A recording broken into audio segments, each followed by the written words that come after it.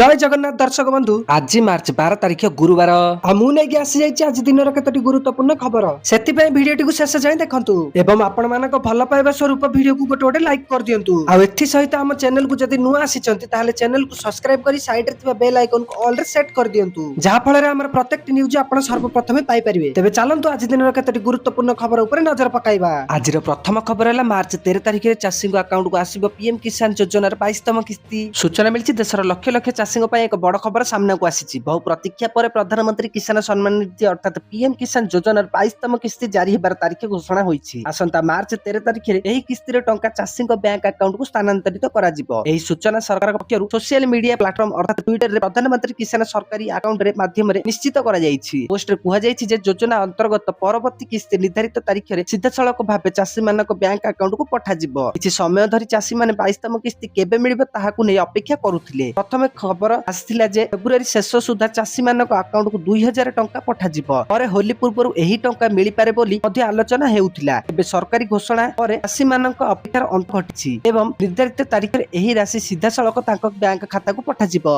परवर्ती खबर देश रे गैस अभाव भितर सुपर एक्टिव हेले सरकार कले 6टी बड़ घोषणा। तेबे सूचना मिलिछि एलपीजी सिलिंडर अभाव संपर्क रे रिपोर्ट आसीबे पर केंद्र सरकार सक्रिय होइछन्ती। घरोई गैस ग्राहक को प्राथमिकता देई सरकार अनेक कठोर पदक्षेप नेइछन्ती जहाँ आश्वस्ति प्रदान करिछि। मध्यप्राच्य संकट मध्य सरकार ईएसएमए लागू करने सहित कला बजारी एवं गच्छित रोकवा कठोर पदक्षेप नेइछन्ती। समस्त को पर्याप्त गैस जोगाण सुनिश्चित करने कठिन व्यवस्था कराଯାଇଛି बोली कही सरकार साधारण एलपीजी सिलिंडर धारक मानकु भयभीत न हेबारु अनुरोध करिसेंती। वाणिज्यिक गैस सिलिंडर सुगम जोगाण सुनिश्चित करने होटेल एवं रेस्टोरेंट संघ एवं अन्य अंशीदारी मानक सह आलोचना चली तथा से 6टी बड़ पदक्षेप है रिफाइनारी एवं पेट्रोकेमिकल यूनिट गुड़ी घर इंधन गैस निरंतर जोगाण सुनिश्चित करने निर्देश। 2 नंबर सरकारी एवं बेसरकारी रिफाइनारी एलपीजी उत्पादन को सर्वाधिक करने निर्देश।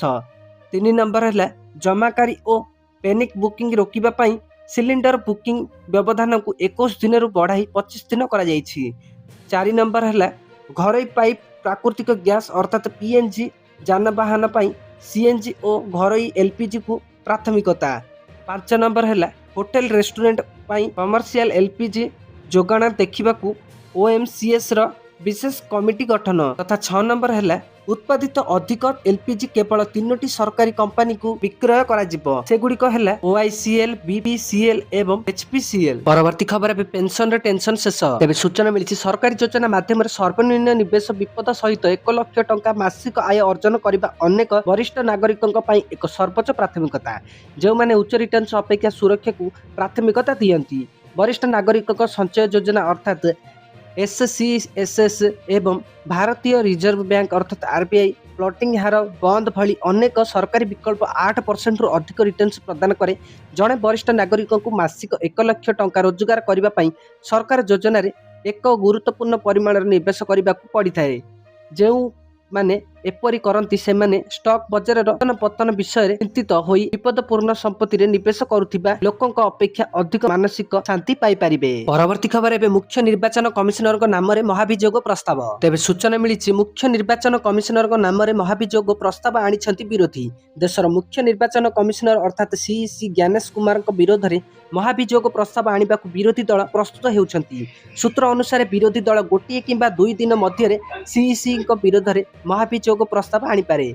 सूत्र दाबी करुछि जे इंडिया ब्लॉक रु लोकसभा 120 जन सांसद एवं राज्यसभा 60 जन सांसद मुख्य निर्वाचन कमिशनर ज्ञानेश कुमार विरोध में महाभियोग प्रस्ताव नोटिस रे स्वाक्षर करिसेंती।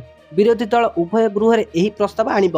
सूत्र अनुसार विरोधी सांसद माने मार्च 12 किंबा 13 तारिख एही प्रस्ताव दाखल करि पारंती बोली कुआ जाईछि। परवर्ती खबर आईपीएल 2026 रो कार्यसूची। तेबे सूचना मिली क्रिकेट प्रेमी बड़ खबर बहु प्रतीक्षित इंडियन प्रीमियर लीग अर्थात आईपीएल 2026 रो कार्यसूची अनुष्ठानिक भाव घोषणा करा जाईछि।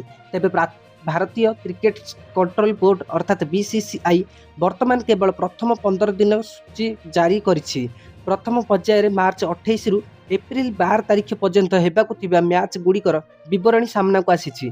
आईपीएल 2026 रो प्रथम मुकाबिला मार्च 28 तारिख बेंगालुरु एम चिन्नास्वामी स्टेडियम रे खेला जिवो। एथिरे defending champion Royal Challengers Bengaluru अर्थात आरसीबी एवं सनराइजर्स हैदराबाद अर्थात एसआरएच मध्य कड़ा टक्कर देखा मिलिब। देश में 4टी राज्य में हेबाकु थिबा विधानसभा निर्वाचन को दृष्टि रखी बीसीसीआई संपूर्ण सूची घोषणा करे नहीं। केरल, पश्चिम बंग, तमिलनाडु एवं आसाम रे निर्वाचन तारीख घोषणा हेबा पर बाकी मैचर सूची जारी करा जिवो। सुरक्षा और व्यवस्था को आखिरे रखी एही निष्पत्ति निया जाइछि। प्रथम 15 दिन मध्य 2टी डबल हेडर अर्थात गोटे दिन में 2टी मैच खेला जिवो। प्रथम डबल हेडर 4 एप्रिल रे खेला जिबा बेले दुटे डबल हेडर 5 एप्रिल रे खेला जिवो।